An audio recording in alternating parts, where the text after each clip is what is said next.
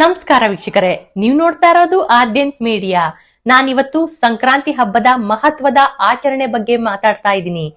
ಕಿಚ್ಚು ಹಾಯಿಸೋದು ಈ ಪದವನ್ನ ಕೇಳಿದ್ದೀರಾ ಅಲ್ವಾ? ಸಾಮಾನ್ಯವಾಗಿ ಹಳೆ ಮೈಸೂರು ಭಾಗಗಳಲ್ಲಿ ಈ ಒಂದು ಆಚರಣೆ ಈಗ್ಲೂ ಕೂಡ ಮಾಡಲಾಗುತ್ತೆ.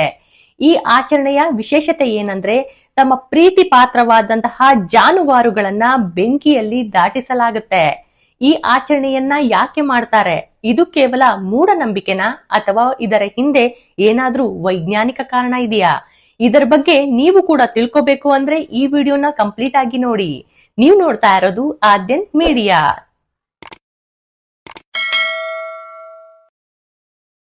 ನಿಮಗೆಲ್ಲ ಗೊತ್ತಿದೆ, ಸಂಕ್ರಾಂತಿ ಹಬ್ಬವನ್ನ ಸುಗ್ಗಿ ಹಬ್ಬ ಅಂತ ಕೂಡ ಕರೀತಾರೆ. ವರ್ಷವಿಡೀ ರೈತನಿಗೆ ಉಳಲು, ಬಿತ್ತಲು ಹಾಗೆ ಬೆಳೆಯನ್ನ ತೆಗೆಯಲು ಸಹಾಯ ಮಾಡಿದಂತಹ ಹಸುಗಳಿಗೆ ಕೃತಜ್ಞತೆಯನ್ನ ಸಲ್ಲಿಸುವಂತಹ ದಿನವೇ ಈ ಸಂಕ್ರಾಂತಿ ಹಬ್ಬ. ಈ ಒಂದು ಆಚರಣೆ ಮಾಡುವ ಮೂಲಕ ಒಬ್ಬ ರೈತ ತನ್ನ ಜಾನುವಾರುಗಳಿಗೆ ಗೌರವವನ್ನ ಸಲ್ಲಿಸಿ ಪೂಜೆಯನ್ನ ಮಾಡ್ತಾನೆ. ಜಾನುವಾರುಗಳು ಬಹುತೇಕರಿಗೆ ಜೀವಾಳ. ಮನೆ ಮಕ್ಕಳಂತೆ ಅವುಗಳನ್ನ ನೋಡಿಕೊಳ್ಳುವ ಕುಟುಂಬಗಳು ಈಗಲೂ ಕೂಡ ಹೆಚ್ಚಾಗಿವೆ. ಹಸು, ಹೋರಿ, ಎತ್ತುಗಳಿರುವಂತಹ ಮನೆಯಲ್ಲಿ ಸಂಕ್ರಾಂತಿ ಸಂಭ್ರಮ ಸಖತ್ತಾಗೇ ಇರುತ್ತೆ. ಒಬ್ಬ ರೈತನ ಜೀವನದ ಅವಿಭಾಜ್ಯ ಅಂಗವಾದಂತಹ ಜಾನುವಾರುಗಳು ಅಂದ್ರೆ ಹಸು, ಎಮ್ಮೆ, ಎತ್ತು ದೇವರೆಂದು ಭಾವಿಸ್ತಾರೆ. ಆದ್ರೂ ಕೂಡ ಯಾಕಪ್ಪ ಪ್ರಾಣಿಗಳಿಗೆ ಈ ರೀತಿ ಹಿಂಸೆ ಕೊಡ್ತಾರೆ ಅಂತ ನಿಮ್ಗೆ ಅನಿಸ್ಬಹುದು. ಆದ್ರೆ ಇದಕ್ಕೊಂದು ಕಾರಣ ಇದೆ. ಜಾನುವಾರುಗಳ ಆರೋಗ್ಯದ ದೃಷ್ಟಿಯಿಂದ ಈ ಆಚರಣೆ ತುಂಬಾ ಒಳ್ಳೆಯದು. ಅದು ಹೇಗೆ ಅಂತ ಕೇಳ್ತಾ ಇದ್ದೀರಾ? ಅದನ್ನ ಮುಂದೆ ತಿಳಿಸ್ತೀನಿ. ಆದ್ರೆ ಈ ಹಬ್ಬದ ಸಿದ್ಧತೆ ಹೇಗಿರುತ್ತೆ ಅಂತ ಈಗ ತಿಳ್ಕೊಳ್ಳಿ. ಅಂದು ಬೆಳಗ್ಗೆನೆ ಹಸುಗಳಿಗೆ ನದಿ ಅಥವಾ ಕೆರೆಗಳಲ್ಲಿ ತೊಳೆದು ಸ್ವಚ್ಛಗೊಳಿಸಲಾಗುತ್ತೆ. ಅವುಗಳ ಕೊಂಬುಗಳಿಗೆ ಕೆಂಪು, ಹಳದಿ ಬಣ್ಣ ಬಳಿಯಲಾಗುತ್ತೆ. ಕಾಲುಗಳು, ದೇಹಕ್ಕೆ ಬಣ್ಣದ ಲೇಪನ ಮಾಡಿ ಅಲಂಕಾರ ಮಾಡಲಾಗುತ್ತೆ. ಬಹುಪಾಲು ಅರಿಶಿಣವನ್ನ ಬಳಸಲಾಗುತ್ತೆ. ಇಲ್ಲವಾದ್ರೆ ಹಳದಿ ಬಣ್ಣವನ್ನ ಲೇಪಿಸಿ ಕೊಂಬುಗಳಿಗೆ ಮಾತ್ರ ಇತರೆ ಬಣ್ಣಗಳನ್ನ ಹಚ್ಚಲಾಗುತ್ತೆ. ಮೈ ಮೇಲೆ ಹಬ್ಬದ ಚಿತ್ತಾರವನ್ನ ಬಿಡಿಸಿ ಗೆಜ್ಜೆ, ಹಾರ ಅಥವಾ ಹೂವಿನ ಮಾಲೆಯಿಂದ ಅಲಂಕಾರ ಮಾಡಲಾಗುತ್ತೆ. ಕೊಂಬುಗಳಿಗೆ ಬಲೂನ್ ಕಟ್ಟಿ ಸಿಂಗಾರ ಮಾಡಿ ಕೊನೆಗೆ ಹಸುಗಳನ್ನ ಕಿಚ್ಚು ಹಾಯಿಸೋದಕ್ಕೆ ಅಣಿ ಮಾಡಿಕೊಳ್ಳಲಾಗುತ್ತೆ. ಸಂಜೆ ಆಗ್ತಿದ್ದಂತೆ ಹಳ್ಳಿಗಳಲ್ಲಿ ಹಬ್ಬದ ವಾತಾವರಣ ಕಳೆ ಕಟ್ಟುತ್ತೆ. ಊರಿನಲ್ಲಿ ಸಿಂಗರಿಸಿದ ಹಸುಗಳನ್ನ ಒಂದು ಕಡೆ ಕಿಚ್ಚು ಹಾಯಿಸಲು ಕರೆತರಲಾಗುತ್ತೆ. ಗ್ರಾಮದ ಪ್ರಮುಖ ಬೀದಿಗಳಲ್ಲಿ ಅಥವಾ ಮೈದಾನಗಳಲ್ಲಿ ಒಣ ಹುಲ್ಲು, ಕಡ್ಡಿ ಮತ್ತು ಮರದ ಸೊಪ್ಪುಗಳನ್ನ ಸಾಲಾಗಿ ಜೋಡಿಸಿ ರಾಶಿ ಮಾಡಲಾಗುತ್ತೆ. ಅಂದು ಸಂಜೆ ಸೂರ್ಯಾಸ್ತದ ಸಮಯದಲ್ಲಿ ಗ್ರಾಮಸ್ಥರೆಲ್ಲರೂ ಒಂದು ಕಡೆ ಸೇರಿಕೊಳ್ತಾರೆ. ಜೋಡಿಸಿಟ್ಟ ಹುಲ್ಲಿನ ರಾಶಿಗೆ ಬೆಂಕಿ ಹಚ್ಚಲಾಗುತ್ತೆ. ಬೆಂಕಿ ಜ್ವಾಲೆಯಂತೆ ಎದ್ದಾಗ ಅತ್ತ ಕಡೆಯಿಂದ ಅಲಂಕೃತಗೊಂಡಂತಹ ದನುಕರುಗಳು ಓಡಿಸಿಕೊಂಡು ಬರಲಾಗುತ್ತೆ. ತಮಾಟೆ, ನಗಾರಿ ಶಬ್ದಗಳನ್ನ ಮಾಡುತ್ತಾ ರೈತರು ತಮ್ಮ ದನಕರುಗಳನ್ನ ಈ ಉರಿಯುವ ಕಿಚ್ಚಿನ ಮೇಲೆ ಜಿಗಿಯುವಂತೆ ಮಾಡ್ತಾರೆ.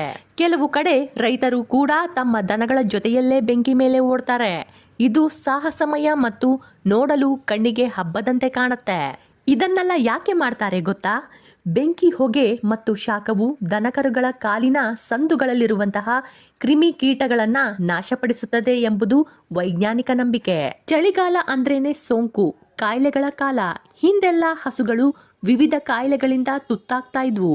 ಹಬ್ಬದ ಸಂದರ್ಭದಲ್ಲಿ ಅವುಗಳಿಗೆ ಚೆನ್ನಾಗಿ ತೊಳೆದು ಮೈತುಂಬೆಲ್ಲ ಅರಿಶಿಣ ಹಚ್ಚೋದ್ರಿಂದ ಸೋಂಕಿಗೆ ತುತ್ತಾಗೋದು ತಡಿಬಹುದಿತ್ತು.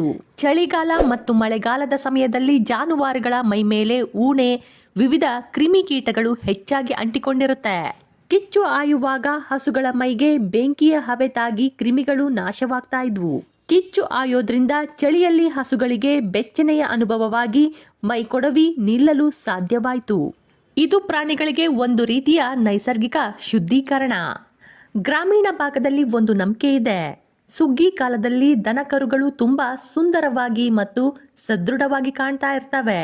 ಹೀಗೆ ಜನರ ಕಣ್ಣು ಬಿದ್ದಾಗ ದೃಷ್ಟಿ ತಗಲಬಹುದು ಎಂಬ ಆತಂಕ ಇರುತ್ತೆ. ಬೆಂಕಿ ಮೇಲೆ ಹಾರಿಸೋದ್ರಿಂದ ಈ ದೃಷ್ಟಿದೋಷ ನಿವಾರಣೆಯಾಗಿ ಪ್ರಾಣಿಗಳಿಗೆ ಯಾವುದೇ ಕೆಟ್ಟ ಶಕ್ತಿ ತಗುಲೋದಿಲ್ಲ ಎಂಬ ನಂಬಿಕೆ ನಮ್ಮಲ್ಲಿದೆ. ಸಾಮಾನ್ಯವಾಗಿ ಕೊಟ್ಟಿಗೆಗಳು ಒಣ ಹುಲ್ಲಿನಿಂದ ತುಂಬಿರುತ್ತೆ.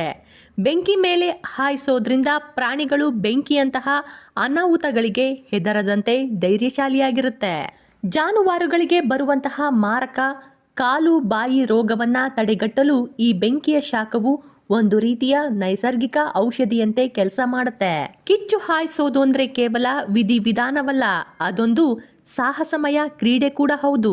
ಮಂಗಳ ವಾದ್ಯಗಳ ನಡುವೆ ಜನರ ಮಧ್ಯ ಉರಿಯುವ ಬೆಂಕಿ ಮೇಲೆ ದನಕರುಗಳನ್ನು ಓಡಿಸೋದು ರೈತನ ಧೈರ್ಯ ಮತ್ತು ಪ್ರಾಣಿಗಳ ಮೇಲಿನ ಅವನ ನಿಯಂತ್ರಣವನ್ನ ತೋರಿಸುತ್ತೆ.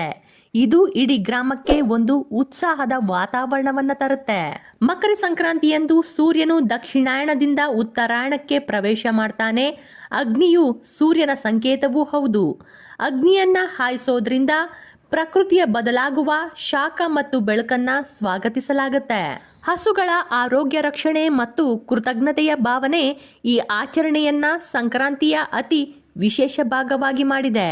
ಹಸುಗಳಿಗೆ ಕಿಚ್ಚು ಹಾಯಿಸಿದ ಬಳಿಕ ಬೆಂಕಿಯಲ್ಲಿರುವಂತಹ ಬೂದಿಯನ್ನ ತಗೊಂಡು ಜನರು ಭಕ್ತಿ ಭಾವದಿಂದ ಹಣೆಗೆ ತಿಲಕ ಇಟ್ಕೊಳ್ತಾರೆ. ಕಿಚ್ಚು ಹಾಯ್ದ ಗೋವುಗಳನ್ನ ಮನೆಗೆ ತಂದು ಅವುಗಳ ಕಾಲು ತೊಳೆದು ಹೆಂಗಸರು ಪೂಜೆ ಕೂಡ ಮಾಡ್ತಾರೆ. ಮನೆಯಲ್ಲಿ ತಯಾರಿಸಿದಂತಹ ಭಕ್ಷ್ಯಗಳನ್ನ ಮತ್ತು ಬಾಳೆಹಣ್ಣನ್ನ ಮೊದಲು ಗೋವಿಗೆ ತಿನ್ನಿಸ್ತಾರೆ. ಗೋವು ತಿಂದು ಉಳಿದದ್ದನ್ನ ಪ್ರಸಾದವೆಂದು ಭಕ್ತಿಯಿಂದ ಮನೆ ಮಂದಿಯೆಲ್ಲ ಊಟ ಮಾಡ್ತಾರೆ. ಉತ್ತರ ಕರ್ನಾಟಕದ ಬಹುತೇಕ ಭಾಗಗಳಲ್ಲಿ ಕಿಚ್ಚು ಹಾಯಿಸುವ ಆಚರಣೆ ರೂಢಿಯಲ್ಲಿಲ್ಲ. ಕಿಚ್ಚು ಹಾಯಿಸುವ ಸಂಪ್ರದಾಯ ಹೆಚ್ಚಾಗಿ ಕಂಡುಬರುವುದೇ ಹಳೆ ಮೈಸೂರು ಭಾಗದಲ್ಲಿ. ವರ್ಷವಿಡೀ ದುಡಿದಂತಹ ಹಸುಗಳನ್ನ ಸಂಕ್ರಾಂತಿಯೆಂದು ಸಿಂಗಾರ ಮಾಡಿ ಭೂತಾಯಿ ಮಗನೆಂದು ಆತನಿಗೆ ಕಿಚ್ಚು ಹಾಯಿಸಿ ಬೆಚ್ಚಗಿಡಲಾಗುತ್ತೆ. ಸಂಕ್ರಾಂತಿ ಕೇವಲ ಸೂರ್ಯನ ಪಥ ಬದಲಾಯಿಸುವ ಸಂಕ್ರಮಣದ ಪರ್ವ ಮಾತ್ರ ಅಲ್ಲ, ಮಣ್ಣಿನ ಮಕ್ಕಳು ಕಿಚ್ಚು ಹಾಯ್ದು ಬೆಚ್ಚಗಾಗುವ ಹಬ್ಬವೂ ಹೌದು. ಈ ಹಿಂದೆ ಕಿಚ್ಚು ಹಾಯಿಸುವ ಆಚರಣೆ ಬಗ್ಗೆ ಭಾರಿ ವಿರೋಧ ವ್ಯಕ್ತವಾಯಿತು. ಪ್ರಾಣಿ ಹಿಂಸೆ ಈ ಆಚರಣೆಯನ್ನ ನಿಲ್ಲಿಸಬೇಕು ಎಂಬ ಕೂಗು ಕೇಳಿ ಬಂತು. ಆದ್ರೆ ಇದು ಪ್ರಾಣಿಗಳನ್ನ ನೋಯಿಸುವ ಉದ್ದೇಶವನ್ನ ಹೊಂದಿಲ್ಲ ಎಂಬುದನ್ನ ರೈತರು ಸ್ಪಷ್ಟನೆ ನೀಡಿದ್ರು. ಪ್ರಾಣಿಗಳು ಮತ್ತು ಮನುಷ್ಯರು ಬೆಂಕಿಯನ್ನ ದಾಟಲು 5 ರಿಂದ 10 ಸೆಕೆಂಡ್ಗಳಿಗಿಂತ ಹೆಚ್ಚು ಸಮಯ ತೆಗೆದುಕೊಳ್ಳೋದಿಲ್ಲ. ಜ್ವಾಲೆಯಿಂದಾಗಿ ಅವುಗಳ ಚರ್ಮ, ಪಾದಗಳು ಮತ್ತು ಅವುಗಳಿಗೆ ಯಾವುದೇ ರೀತಿಯ ಹಾನಿ ಮಾಡೋದಿಲ್ಲ ಎಂಬುದನ್ನ ಕ್ಲಾರಿಟಿ ಕೊಟ್ರು. ಕಿಚ್ಚು ಹಾಯಿಸುವ ಪ್ರಾಣಿಗಳನ್ನ ಯಾವುದೇ ರೀತಿ ಅವುಗಳಿಗೆ ತೊಂದರೆಯಾಗದಂತೆ ರೈತ ಬಹಳನೇ ಎಚ್ಚರವನ್ನ ವಹಿಸ್ತಾನೆ. ಆ ಬೆಂಕಿ ಅಗಲವಾಗಿದ್ರೆ ಅದನ್ನ ಕಮ್ಮಿ ಮಾಡಿ ಕೇವಲ ಹುಲ್ಲು ಮಾತ್ರ ಇರೋ ತರ ನೋಡಿಕೊಳ್ತಾನೆ. ಈ ಆಚರಣೆ ಬಗ್ಗೆ ಮತ್ತಷ್ಟು ಮಾಹಿತಿ ನಿಮ್ಗೆ ಗೊತ್ತಿದ್ರೆ ನನ್ನ ಕಮೆಂಟ್ ಸೆಕ್ಷನ್ ಅಲ್ಲಿ ತಿಳಿಸಿ. ನೀವು ಆದ್ಯಂತ್ ಮೀಡಿಯಾ ಚಾನೆಲ್ ನ ಸಬ್ಸ್ಕ್ರೈಬ್ ಮಾಡ್ಕೊಂಡಿಲ್ಲ ಅಂದ್ರೆ ಈಗಲೇ ಮಾಡ್ಕೊಳ್ಳಿ. ಧನ್ಯವಾದಗಳು.